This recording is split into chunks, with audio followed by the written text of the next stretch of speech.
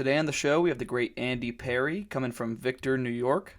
Andy is a professional skier, one of the stars of Line's Traveling Circus, and the founder of the Tell a Friend Tour. I had a great time talking with Andy today, who gave us a look at the behind the scenes of the ski industry, so I hope you enjoy it. Hey, Andy, thanks for coming on today. I really appreciate it. Yeah, man. No worries, no worries. Not really doing much today. One of the few days I'm not doing anything. So, Yeah, so what have you been up to lately? I see you've been working on some van repairs. yeah. So right now I am kind of just working like 4 days a week at a van, like a warehouse in North Portland, renovating vans. I started during COVID, which was pretty lucky. I got a job. Otherwise, I'd be pretty shit out of luck, money wise. But yeah, I've been doing that and then renovating a house up near Mount Hood, stripping it down to the studs, and yep, and getting prepared for the ski season in Telefront Tour. So definitely a lot going on.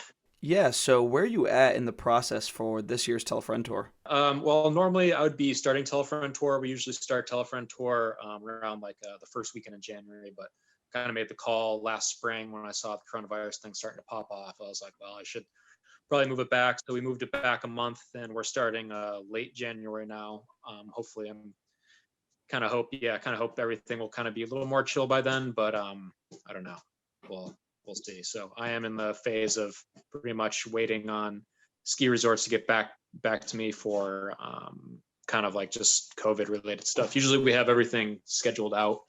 Starting in probably like October, November. All sponsors and most resorts are locked down, but this year has been different, as you know. So it's we're kind of off a little bit right now. Yeah, I saw you were talking a bit online about how the Vermont restrictions were making things tough. I mean, you can't even visit there right now without needing to quarantine. So have sponsors been an issue this year compared to years past? Sponsors, not necessarily. I think that kind of like everyone, like say midsummer coming into early fall, kind of realized that like, hey, everything's going to be okay for us, basically, kind of on the end of like the distributors and manufacturers and stuff. Definitely was a little scared in the spring, just watching kind of the market drop so much, and the huge sell off kind of like in March, I think was like kind of like a big like, holy shit, like we're going to be in some trouble. But I think everyone kind of figured it out kind of by late summer. People got off furloughs. So, um, but sponsor wise this year, we're doing okay. It's every year the battle of like, there's always like one sponsor that's like been waiting to like confirm or get back to, but it's been every year is a little bit challenging. But I'm lucky to have like a few like really good core sponsors like Line Skis and Saga and Pit Viper, that are all, they know what I'm doing and they're very into it. But as for getting new sponsors, it's kind of like a challenge. I last year I reached out to a couple of agents to try to help me. One of them was Tom's agent, the other one was Tanner's agent.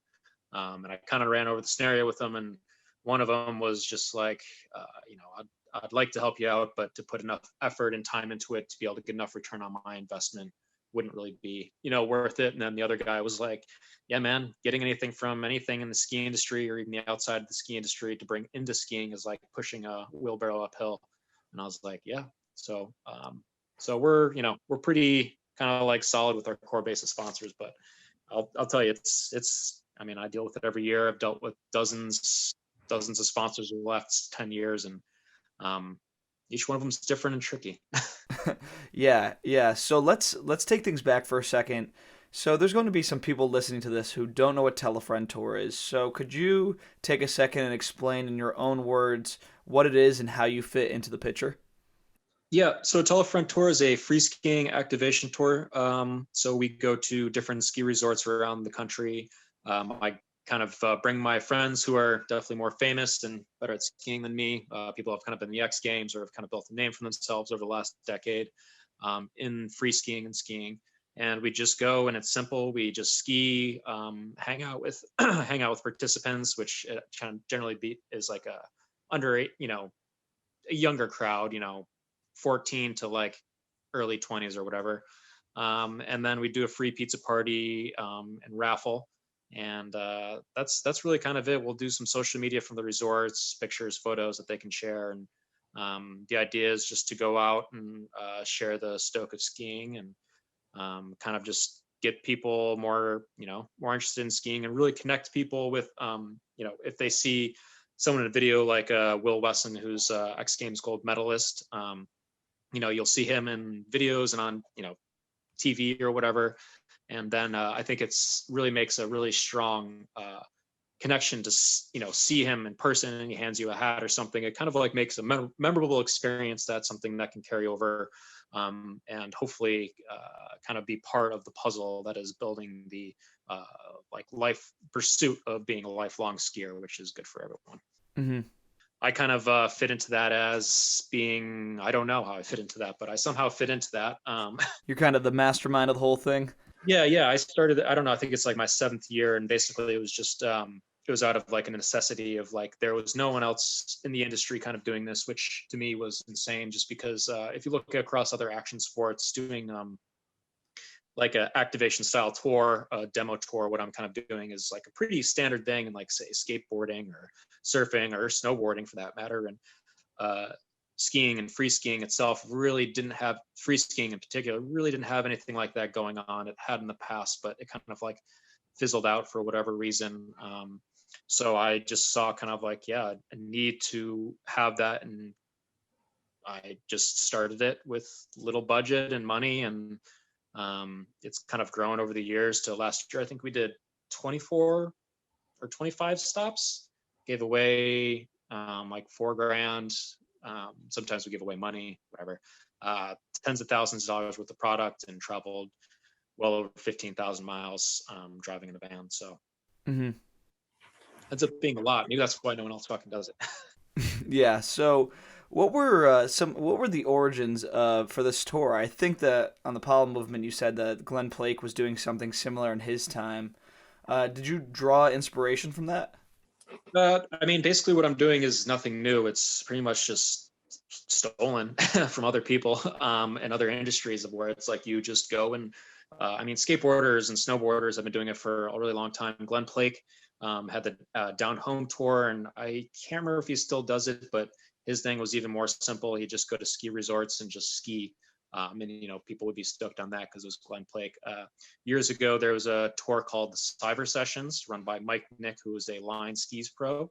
This was early 2000s, and it was pretty much the same exact thing. It was just an activation style tour. I went to one of the stops, and I think that kind of really inspired me, and really kind of stuck with me over the years, and was part of me becoming who I am today, and just skiing. So I think it was something where I thought this skiing needed it, because it's just I think it's just a cool thing for the next generation, really. How old were you when you first went to that tour? When you were kind of first exposed to this sort of thing? I think it was in 2003. I drove up with my friend Eric Olson and his friends to like Tenny Mountain, New Hampshire, and it was during like the summer. They had like this huge, Tenny Mountain was trying to do this, like it was like a huge like shipping container that I think there was basically like ice chips that they were blowing out.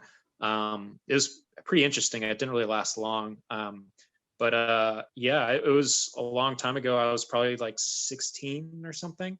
Um, so it was kind of like a big thing for me to just hop in the car and just drive like 6 or 7 hours for some friends to go ski on some ice rink shavings, basically, in the summer. So Yeah, it's pretty sick. I went to your tour back in 2014 when I was still a teenager, and yeah, it definitely made an impression on me that I still remember to this day. So I want to take a look back on when you first pitched this idea, because you've explained in the past that Tell a Friend Tour was kind of the counterpart idea to Traveling Circus. So how did you first pitch that idea, and how did that go, and how did you repitch it a couple years later to get it off the ground? yeah, so that was kind of the thing is, again, yeah, my friend Will Wesson and I, who run Line Traveling Circus, started it, whatever. We had sat down with Line Skis founder Jason Levinthal, and we were like, hey, we want to not jump into real life kind of situation. So here's our 2 proposals, and we had a little PowerPoint, and one of them was a webisode series, which was kind of becoming popular, kind of because of Eric Pollard was doing one, who's also a Line Skis pro, and YouTube was starting to really kind of become a thing. Then the other one was an activation style tour, pretty much similar to the Cyber Sessions, what Mike Nick had done in the past with Line skis. And Jason, the founder of Line, was, kind of picked the webisode series. He saw a lot of value in kind of how he's always kind of like ahead of the curve a little bit, because he's a little insane. But he saw like the value that like social media and YouTube and Facebook were going to play in the time to come. So he wanted to push, really kind of like have something, with the Line Skis brand that was going to be associated with that. So, but he was very down for the activation style tour too, at the time. And I guess later when I kind of brought it up, like he was not, I mean, he let me use the Line Traveling Circus van, to do the very first year. And I think he gave me like $1,000, but he was pretty hesitant about it. He's like, I don't know, man. Like, if you think it's like you can do it, like, all right. And I kind of went out and did it, and they've been a sponsor ever since. And to now, like, yeah, definitely a sponsor that supports me the most. Mm-hmm.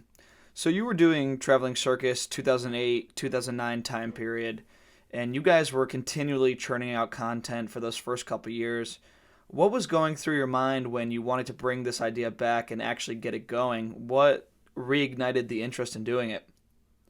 I think it was just kind of the timing. I kind of had established myself enough, in kind of like the free skiing world that I could like try to bring in a couple sponsors. I think at the time Mirage was a personal sponsor, so I had the personal sponsors that were willing to toss in a little bit of money, and then it was kind of also just like I I had the ability.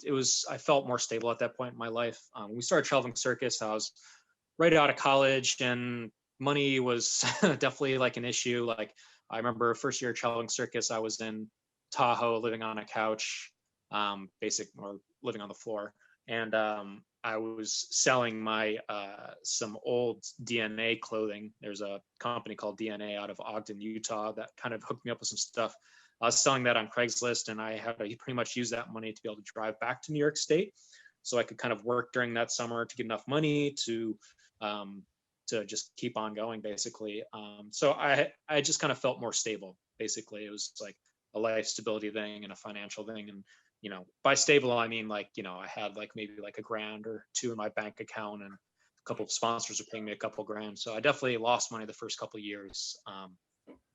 But I think it was the right time to do it. And I guess it's always, as Jason Levinthal would say, like best time to do it is today. So that's kind of, I was like, well, just why not, just have to go for it sometimes. Yeah, for sure.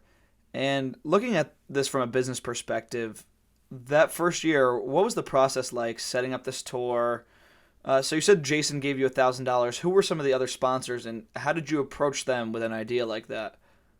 Yeah, so early on, it was just more of just like a survival type situation where I was just like, okay, like, um, you know, Lion, you can give me $1,000. I'll put that towards gas, and then Orage $1,000. Let me put that towards my food or whatever. And at that time, I wasn't paying anyone. And kind of fast forward 7 years later, we have I didn't really push it much this year just because of the whole pandemic thing. But in last year, I was really pushing hard, where it was basically, we have a sponsor deck, and actually I have a spreadsheet where I either emailed, had all listed out, emailed, DM'd, or sometimes I'd cold call people, or just like Facebook. I was even looking through LinkedIn's too. Basically, I had a list of a bunch of outdoor brands, and I went through, I think I tried to contact maybe like 50 of them.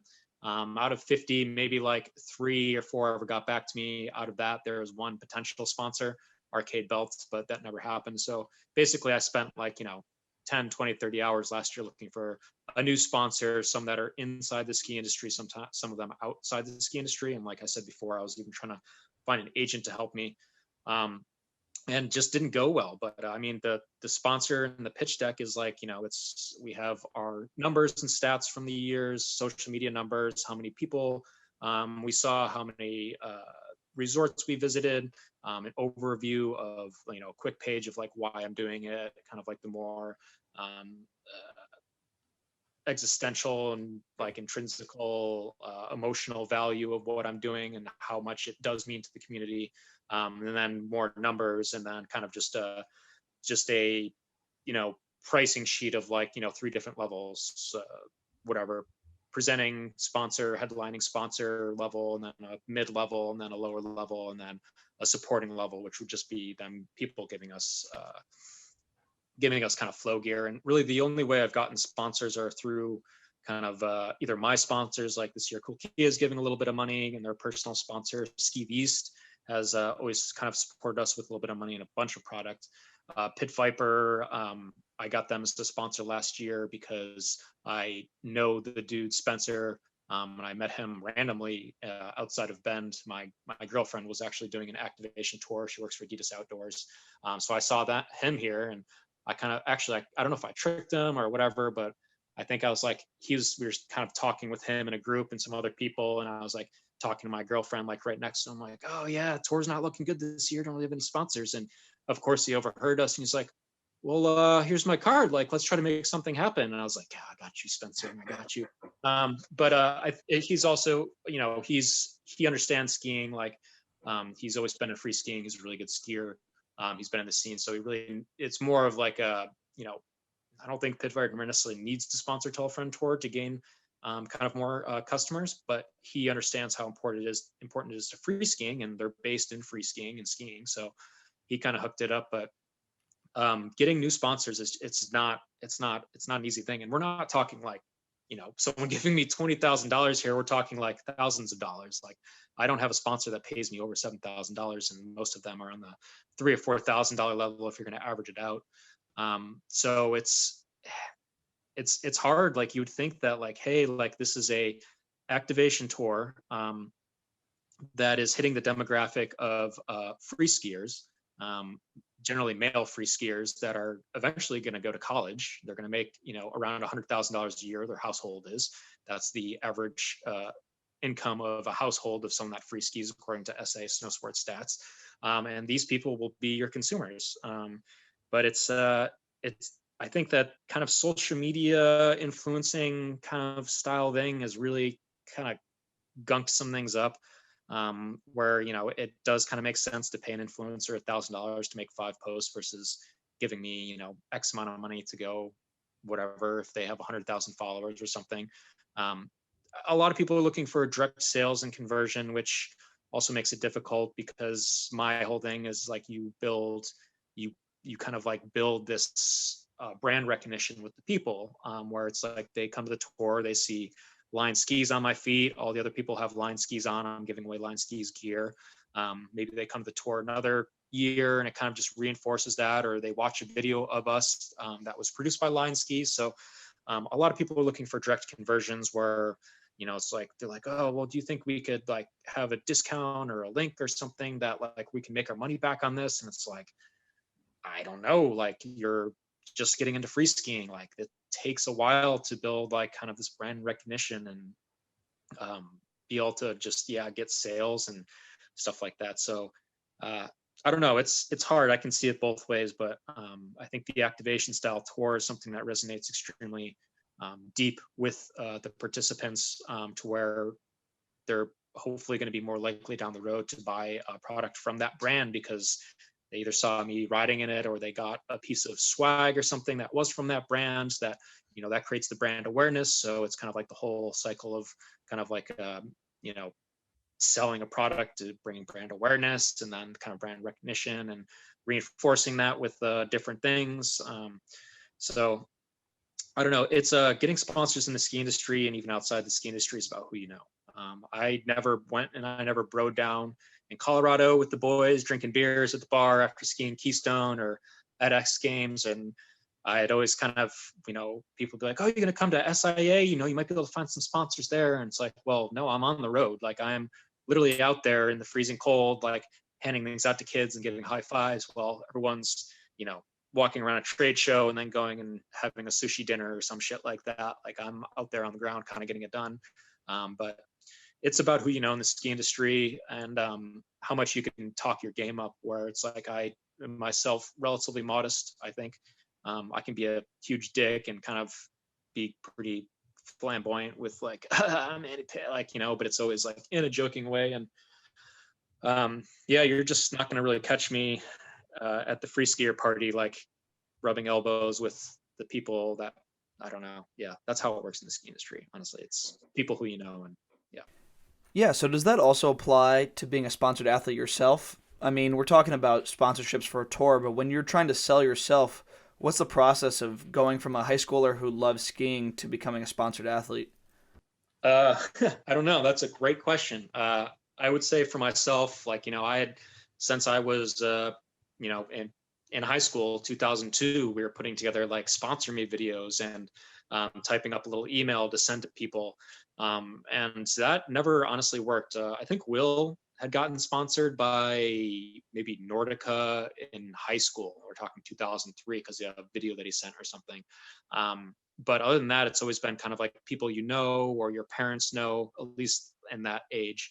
It's like someone was sponsored by like Anon, and it's because, well, their dad is an Anon rep or something. So I like, and again, like I've still, up to a couple of years ago, I was sending emails to people like, here's what I do, like here's like whatever. And it gets to a point where unless you have an agent, you're not going to get any money. And even if you do have an agent, like I had a friend who had an agent for like a year or two, and I think he lost sponsors. And I think the agent just pretty much harvested his contacts to use for other people or something. So I would say if you're a kid and you're looking to get hooked up with a company or something like that, um, I don't know, put out insane content basically, which is kind of like you got to really go for it, or have like a certain style that really attracts like someone like me or Will Wesson or LJ Strenio, and then we're like, yo, dude, you should hook this guy up with skis. Like, I think that's kind of like a way that it happens. Like uh, yeah, someone that is like a writer or something like sees like you and you have a certain style. I think not necessarily technical ability, but like a certain style that might fit with a brand, and then they tell their team manager and make them kind of aware, and then you kind of reach out to them. But it's yeah, like I don't know, I don't think like I can imagine Line gets hundreds of sponsor videos a year, and it's just like I mean, I don't, no one's getting sponsored from that. Like that's not like a thing, I don't think.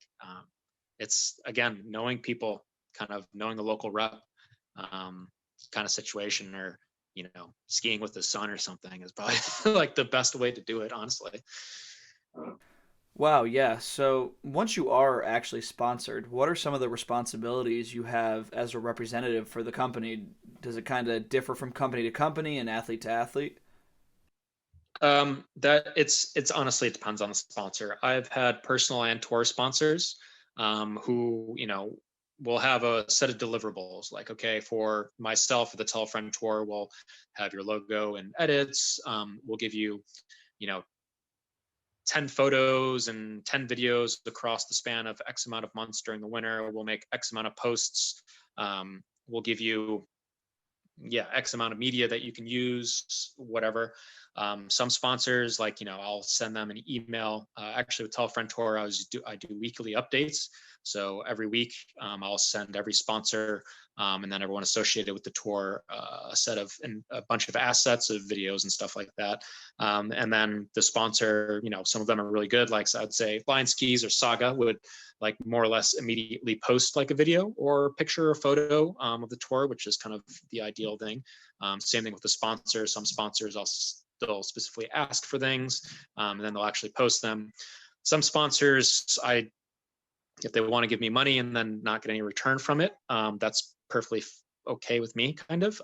But a lot of sponsors you'll give them content or whatever, and then they'll never post it or they'll never follow up. And then in some cases you'll send 80 pieces of media assets to someone, and at the end of the year they're like, well, I don't really see what you did for us. I don't think we should pay you what your contract says we should pay you. And it's just like, well, here's all these emails, like, what are you guys doing? Well, I don't really think that fits our brand image. I'm like, well, why am I writing for you guys? Like, why didn't you tell me, like, in the summer when I was emailing you that this is not what you're looking for, so I could go find another sponsor? So it really depends on the sponsors. it depends on the brand manager, it depends on the social media person. I was working with new schoolers for a while, and it was new schoolers telefriend tour, and I would send them media assets, and then I'd have to like call sometimes like the guy who was doing their social media and be like, yo, like you haven't posted anything in 14 days now. This is the middle of the tour, like what the hell is going on? So it honestly, man, it depends. Like you could have a set of things you give, assets that you give the sponsors, and sometimes they don't post anything. It's kind of strange to me, honestly. Yeah. So it's been pretty well documented throughout the Traveling Circus series that basically every off season you need a part-time job to pay the bills. Do you think that's the rule or the exception for sponsored athletes? I mean, there's probably it differs. I would say if you want to be a pro or am skier or whatever, get a job. That's number one. Like get a job. Like you have to. I mean, I worked every summer pretty much since I left high school because I had to make money. And then during the falls, I would try to get my like, this spring, the whole summer, and then up until I still have to work a couple more weeks and then jump right on the tour, and then I'll get back and start working more. I would say that I don't know how other people do it. I know there's some people that definitely kind of get away with it, but there's not a large amount of people who are making over 40 grand a year, 30 grand a year, um, skiing. I mean, if you're making, I would say, over 15 or 20 grand a year as a professional skier, there's like very little people like under 100, I would think, maybe like under a couple hundred, definitely under 100 in like the United States for sure. But I mean, yeah, like you want to be a pro skier, man, get a job. Like I think a lot of people kind of have, not a lot of people, but there's definitely certain people who have um, kind of just already have it laid out, kind of like through just kind of being rich or something kind of situation. But like I'm been fortunate myself that I've kind of had, that I'm a white male with a college degree and a family that was middle class, that if there was something I needed, I could kind of like fall back at least a little bit. But I don't know, man. Get a job, dude. Like I know there's a lot of people that are, like in the X Games, and it's like, or have been in the X Games, and it's like, yeah, you work during the summer. Like either you're coaching or you're doing landscaping or you're trying to be a computer scientist so you can actually make some real money in life. And it's like it's kind of hard too, because you're pushing things off. Like there is no 401k for skiing.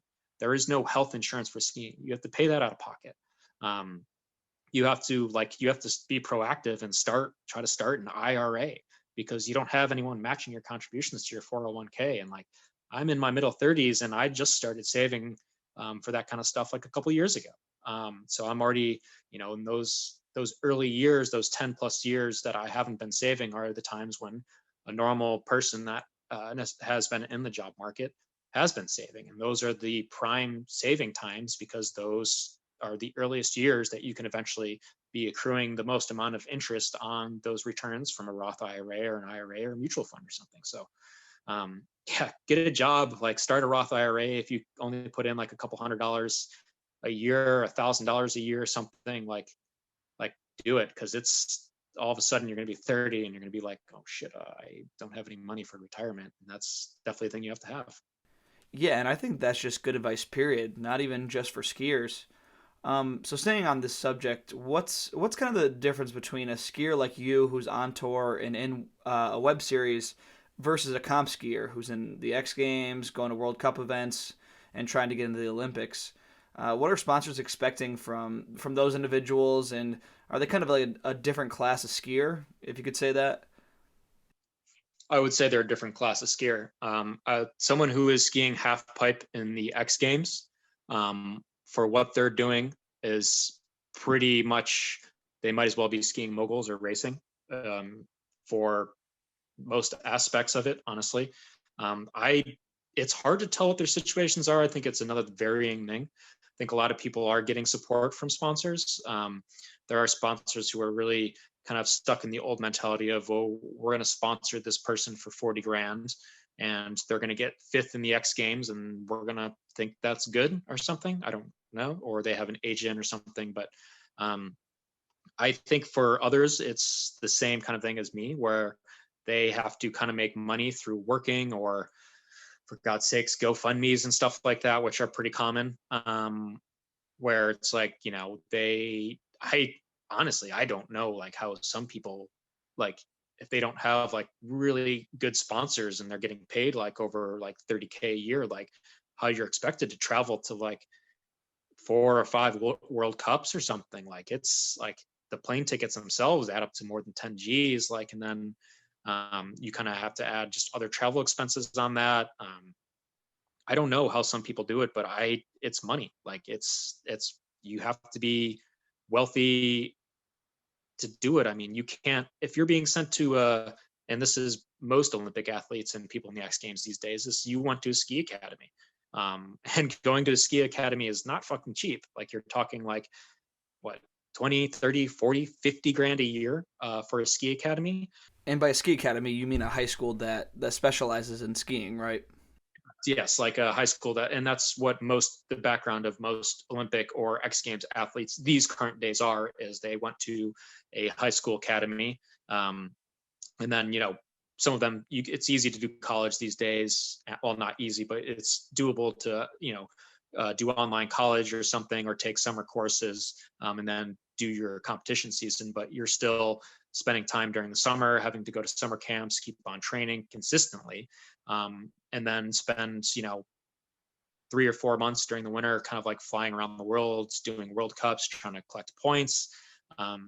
So I think in those instances, and I'm not speaking obviously for everyone, that your family or someone has money, and it's not necessarily all the sponsors, because there's a lot of people going to those World Cups, and like, I can't imagine that. I just don't know where their money would be coming from if their sponsors aren't paying them a lot, because it's not cheap. And are those competitions even paying out enough to kind of perpetuate your career and justify all those travel expenses? Like, I mean, I know, I understand that you're not really in that world, but do you know the financials of someone kind of in that circuit? Yeah. So, I mean, I guess I would know, like, the X Games, like, you get paid a good amount. Like, you get first, it's like 20 or 25 grand, maybe. But that's a once a year type thing. World Cups, I honestly don't know what the pricing structure is for those. That would be something interesting to look into. But I mean, maybe if you're getting, top whatever, you're going to get a little bit, you're going to get money for sure. But like, I mean, there's dozens of people that are doing this, I don't know, what, 30, 40, 50, like, there's a lot of people that are traveling around doing these competitions. So, I mean, I can't imagine if you're getting like sixth or like eighth or 10th constantly, that you're being able to pay the bills, but for at least covering the cost for those trips. But I'm not really 100% sure. I, I don't really see them paying out necessarily that much, unless you're top 3 or 4 or 5, but maybe, I mean, Mm-hmm. so I'm not sure about that, honestly. Mm-hmm. So do you think that an event like Rails to Riches, I don't even think they have that anymore, but do you think an event like that fits into the category that we were just discussing, or do you think that was something that was actually accessible to any type of skier? So that, say, Rails to Riches, I believe Mount Snow, or prior to Mount Snow did something similar this year, to where it was like kind of like a pretty good cash prize of like 5 G's or something, or more for the winner. Maybe like a $20,000 cash purse spread between skiing and snowboarding. So it was like a decent payout. Tom Wallish, this Rail Jam this year, which I thought was really awesome, because it was there's a lot of AMs involved that he got in. Actually, we had one person, Bobby Sullivan. We kind of picked him to go. I called up Tom, and I was like, "Yo, Tom, like, whoever we pick at this Killington competition or whatever, like, can we send you a Rail Jam?" And he was totally cool with it.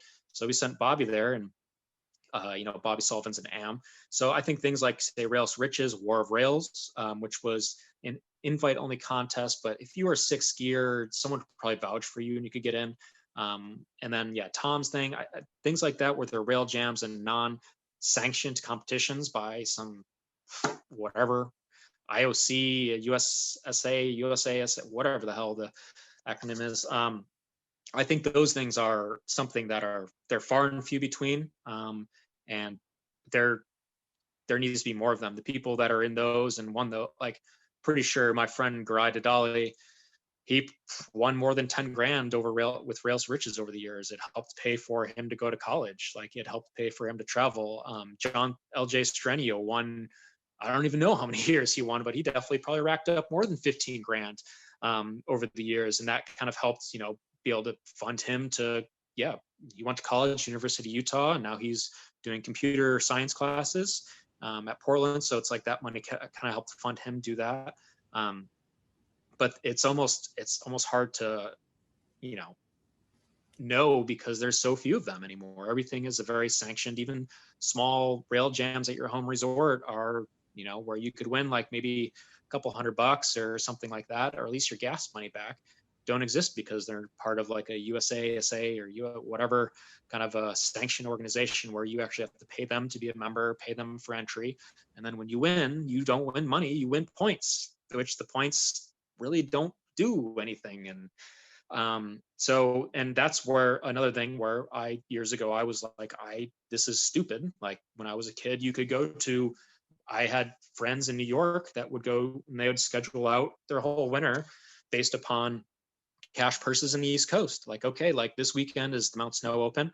The next weekend is the Okemo Open. The next weekend there's a Rail Jam at Hunter, New York. And then the weekend after that, and you could go and you could kind of do this circuit of like very small, just local or a little bit bigger competitions, and you could win money. Wow, how about that? Which was something that does not exist anymore. And when that kind of started going away, I started doing Tell a Friend Tour cash jams, basically, where same thing. Last year I went to Killington with $3,000, 4,000, I don't know, any $3,000 in my pocket. And during the day, I gave away money for doing cool tricks. Someone would do I don't know, a two pretzel two on like a challenge rail or something, like, yo, dude, here's $100. So, and same with Tall Friend Tours. When it started, I saw there was a lack of something and there was a need for it.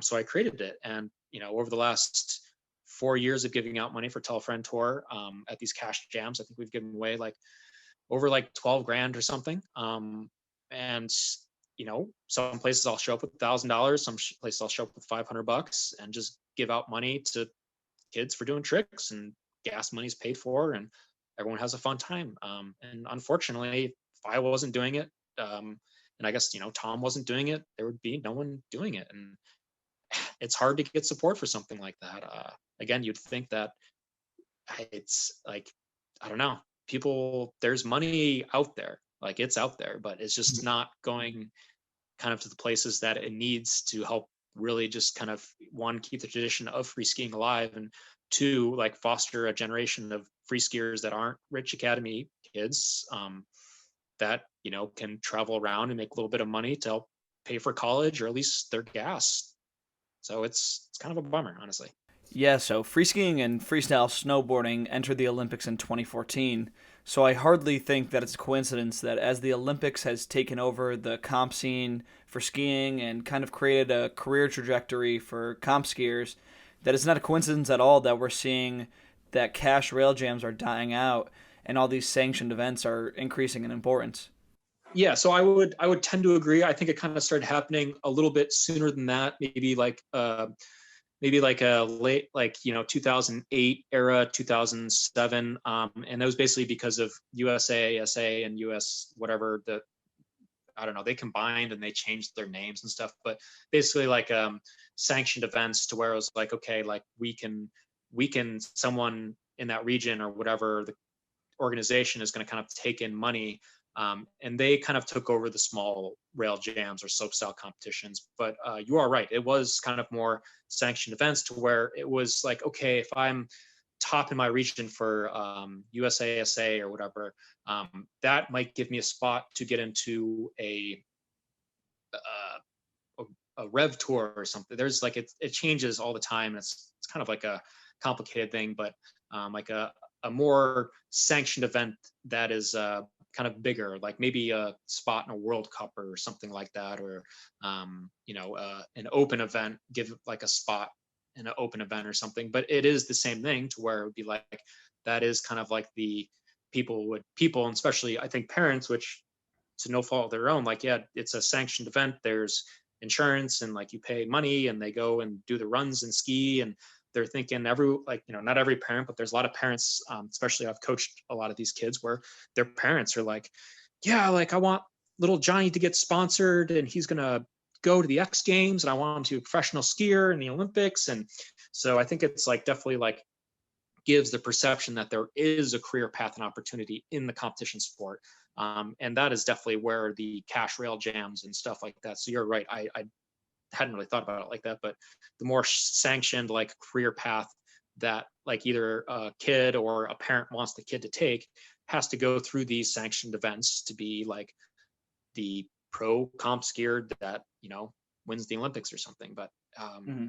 that's a whole nother story and something that I'd have to like talk to a couple people about, like what exactly that structure is now, because every time I ask a friend or someone who judges these competitions, it's like it changes, like how someone goes from your local sanctioned competition event to regional to national, to getting into like a Rev Tour event, then getting into like a World Cup event, and then eventually Olympic thing. It's Mm-hmm. like a whole complicated process that takes tens of thousands of dollars, you know, years, academies. Um, it's not something that like it's not attainable for anyone that isn't already rich, basically. And there are some exceptions, obviously, but every year the exceptions get less and less and less and less. So it will be a point where you'll have to go to one, two, or three, or a certain academies as a high school student to basically be groomed to be able to get into an Olympic spot. And it will come down to people that um, and those people will get you into the events. And again, like there are exceptions to this, but it will become harder and harder and harder for little Johnny in Western New York to win, a state or a regional competition, and then go to nationals, then go to the Rev Tour, and then go to a World Cup. Or so the pipeline is being constricted while more people are trying to do it. Yeah. Mm-hmm. Yeah, totally. So switching gears, where do film skiers play into this? If someone's going on a shoot with level one, that's kind of a middle ground, right? Like, are they still getting paid? Are their expenses covered? How does that sort of structure work? So the kind of the film skier, that is something where there has in the past been success for a lot of people where, if they were, and we're talking, things have changed since like say like 2008 and now, to where it's super hard unless you're insanely talented skier like Henrik or Phil, or something like that. Like it's to film like a part or an X Games real street or something in a movie and also be doing competitions is like that's how it used to be for everyone. Like that's like the pro skier in like mid 2000s 2010 or whatever, you were a competition skier, you were in the X Games, and you were also filming a part with level one. You could get away with it. But these days, it's very far. You kind of have to pick between the two. And again, there are exceptions to the rule. But like you can't film like a full part generally, and then also be doing like say a World Cup or something, to try to be like a competition skier. So that's one big difference between then and now. Another difference in kind of like the middle road you were talking about is like the film skier has done pretty well for themselves. It seems like people are doing less well for themselves these days. Say since level one isn't really filming anymore, Poor Boys isn't filming anymore. They stopped maybe like 6 years ago. So you're kind of left with only a couple film companies. But the film skier was doing decently. A lot of my friends, LJ, Will, Kai, like Dale Talkington, I don't like a lot of different people could make money, and we're not talking like in most cases like not over 20 grand a year. You still had to have a job and stuff, but you could do all right for yourself. Like Hornback, Wallish was an exception to where he kind of like did the comp and the skiing like filming thing, both of them really well.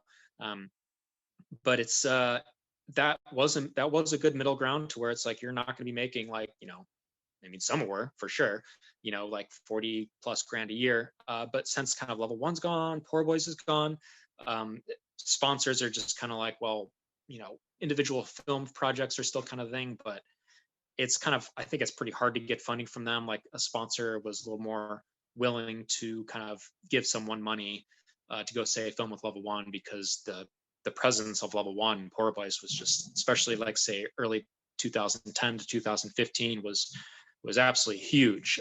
Then they controlled like kind of like a lot, I would say, in skiing, and rightfully so. With film tours and kind of their social media that they could push out. Then the people that they know with social media they could push out, like say Free Ski or Power Magazine. But I think it's the sponsor dollars are drying up a good amount for film skiers, to where it's really just, there's not, people are doing their independent projects. And I know that Line and a bunch of other companies are contributing smaller amounts to, it's called Strictly. They're kind of like a film crew out of Colorado. But there's not like there's a void that I think, there was a couple years where there was a void that, Poor Boys left and now level one's gone. So there is room for people to kind of move in. But since the people that are new, like new film companies moving in, that eventually those film companies can have the exposure that sponsors want to be able to give skiers money to be in those movies, kind of situation. It's drying up a little bit. Like no one, like it's hard to just jump in kind of.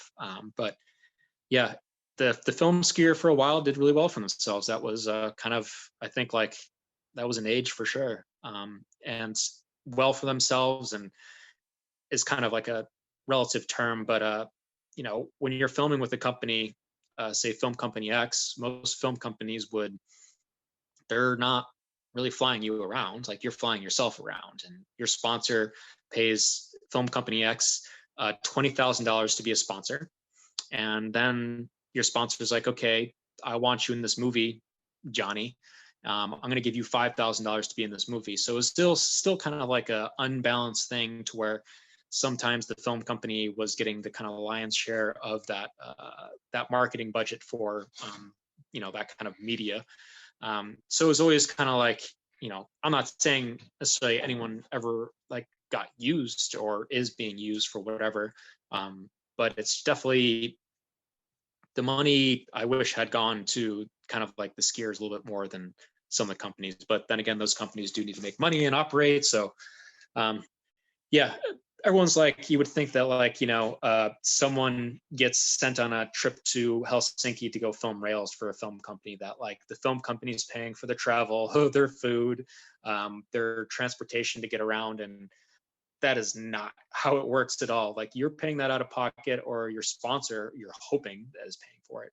And it was, everyone kind of, that's how it worked, because it was like,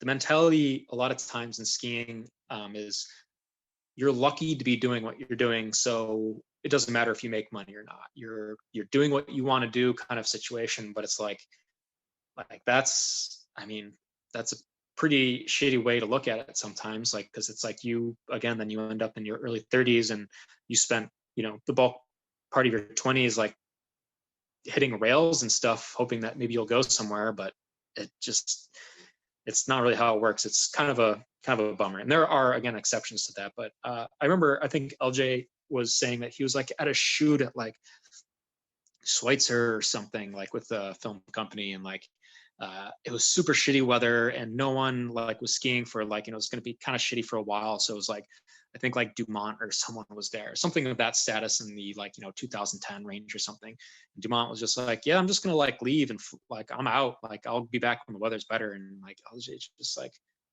what? Like, are you kidding me? And then like sometimes you'll get a bill sent to you from like said film company, because you shared a hotel room with someone, and the film company picked it up at that time, but then you have to pay them back. So which again is everything that I don't like about the ski industry. Like something like that is something that I have tried to fix with my tour, to where and again, this isn't much money, but I will, if LJ needs to fly somewhere, I pay for him. I make sure I have the budget. I could have easily kept the money myself, but if, or I'll give like a local rider, like, all right, $50 a day plus gas money to come down, you do 10 stops with me, I'll give you X amount more money. And you know, you travel here, I'll buy your plane ticket. You need to take a bus, I'll buy your bus ticket.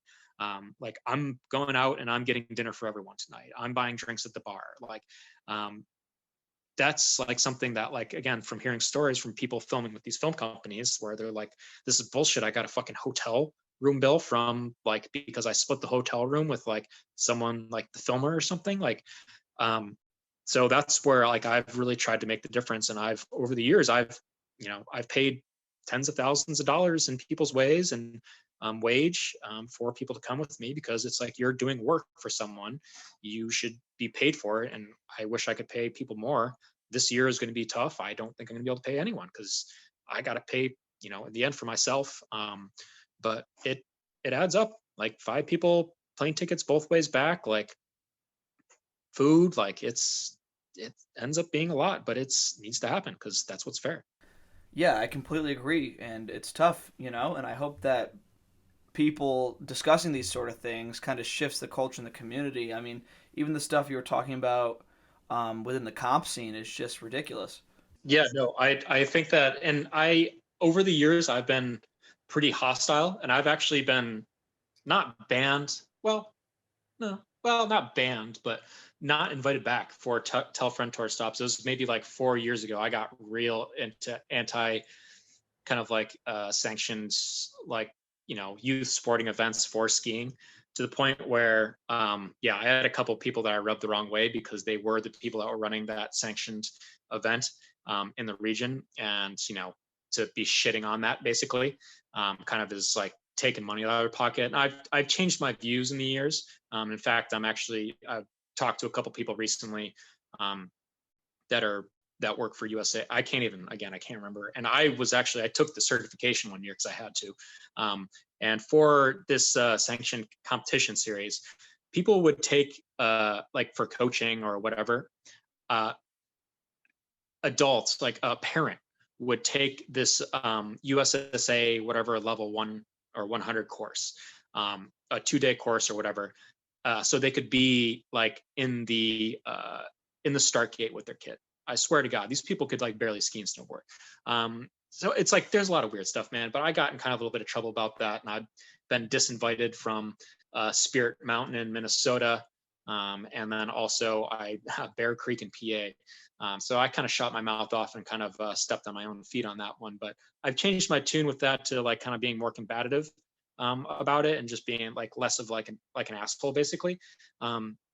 To like kind of like the idea of like, I want to try to work with these people in the future. Like I want to kind of like, I want to figure this out so that everyone can kind of have more of a fair shake. And little fucking Johnny from Buck Hill, Minnesota, can, if he wants, has like a clear pipeline, albeit hard and hopefully not as expensive, to one day be an Olympic skier or something. Because I think that, but again, like the structure seems to change all the time.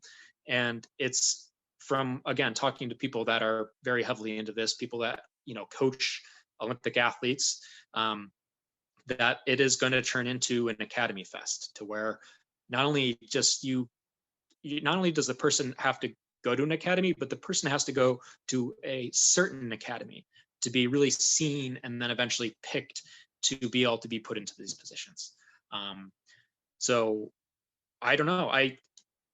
Maybe I'll try to get on the phone and do that, or talk to one of the people that I'm currently talking to, part of these organizations, to try to figure out exactly what the structure is.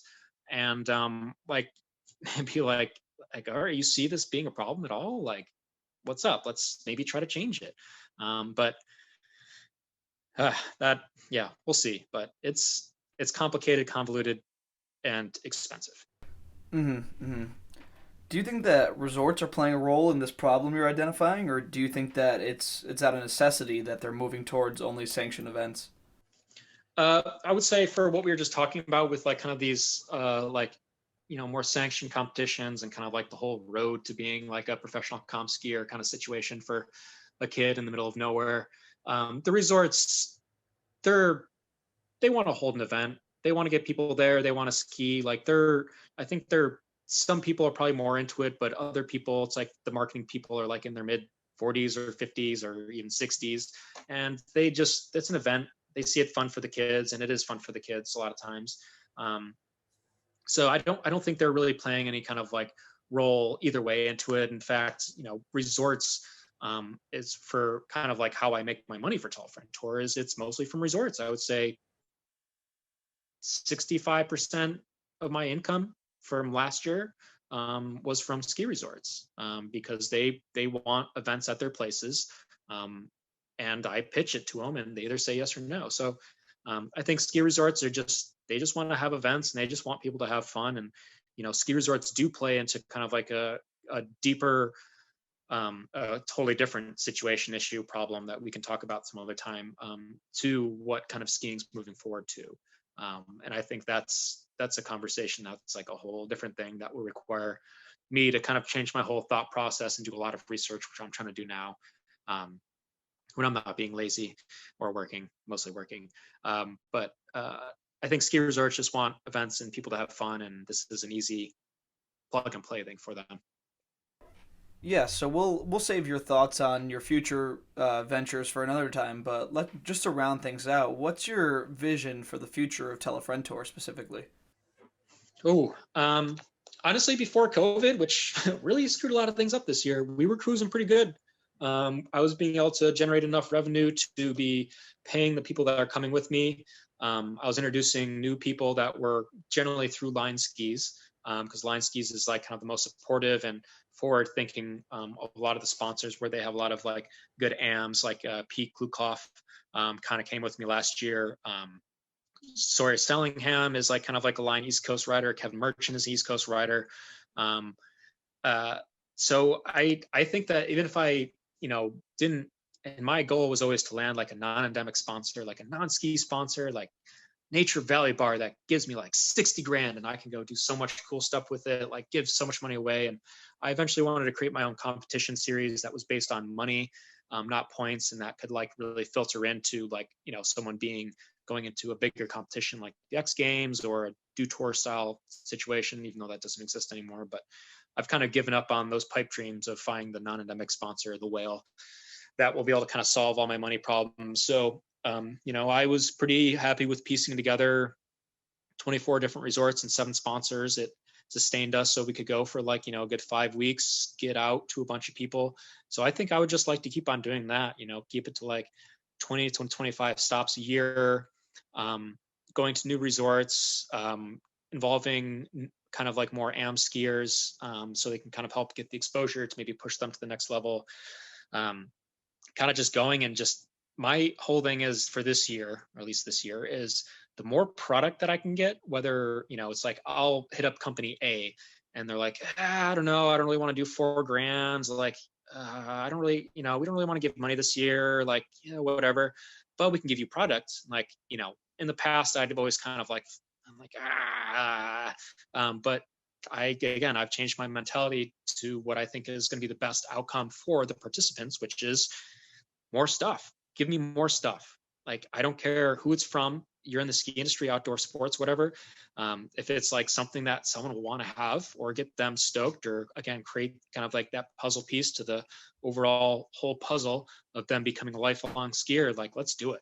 Like, send me as much stuff as you can. Last year, Saga sent me, dude, so much stuff. Like, I don't need like 15 grand worth of retail items like to give out. Like, I had so much stuff, and I had to create kind of like use my parents' house in New York as like a logistical drop for items, basically, where I'd like drive through, grab stuff for half the tour on the East Coast, and then on the way back, grab more stuff because it just wouldn't fit in the van with the people. Like, so I think kind of moving to the future, I would just like to go to more places that I haven't been before, kind of like spread the stoke.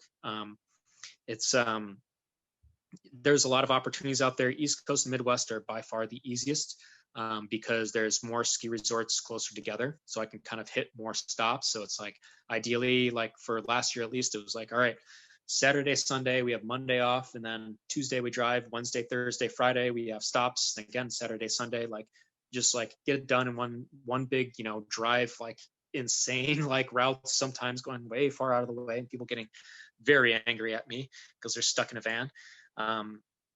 but I think that it's just keeping on, like keeping on doing what I'm doing. I was at such a good place last year, and then of course COVID went kicked me in the dick. So now we're set 20, 25 stops. We're probably going to do.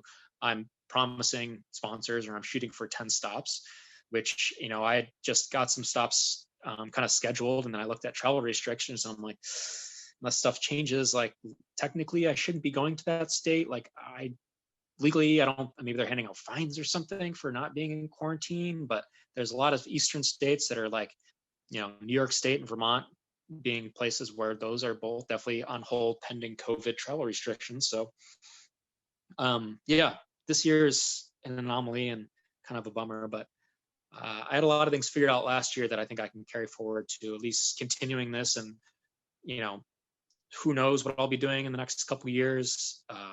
At some point I probably need to get like a job that's like not what I'm doing, but um, if it can sustain me and I can at least make uh, a living wage, I'm talking like $30,000-$40,000 a year, doing this Telefriend tour, TC, and working like a job during the summers. I think that's like okay. I think a lot of people would disagree with me on that, like kind of situation. But yeah, I would like to just keep it going, man. I think every year being a skier, especially someone like me, um, not being a competition skier, even actually, it's probably worse for competition skiers. Every year, it's like, okay, is this the last year? Like, is this it? Like, is this the last year that I get to do this because I get dropped by a sponsor, or I get hurt and don't have great health insurance and I'm in debt 20 grand? It's every year, man. It's like it just takes one or two sponsors to just be able to just kill your professional career. So I'm just gonna run with it. You just do year by year, basically, and that's what I'm gonna be doing. Cool, cool. Well, Andy, I've already kept you for an hour today, so I just want to thank you for coming on, and I look forward to talking with you in the future. Yeah, man, definitely a good chat. It's always good to like, because a lot of kids ask, like, this is like, it's not, I don't even think about it anymore, but like the the road for a kid to be a pro skier, or even making like 5 or 10 grand a year, is like, it's not easy, and it's there's a way bigger pool of skiers that are super good. Like, it's insane how good people are today, like kids doing triples, and you're just like, what? So yeah, it's good to like kind of like put this out there for people, just so they know kind of what what it's really about. But yeah, thanks for having me, and I'm definitely looking forward to talking more. Yeah, for sure.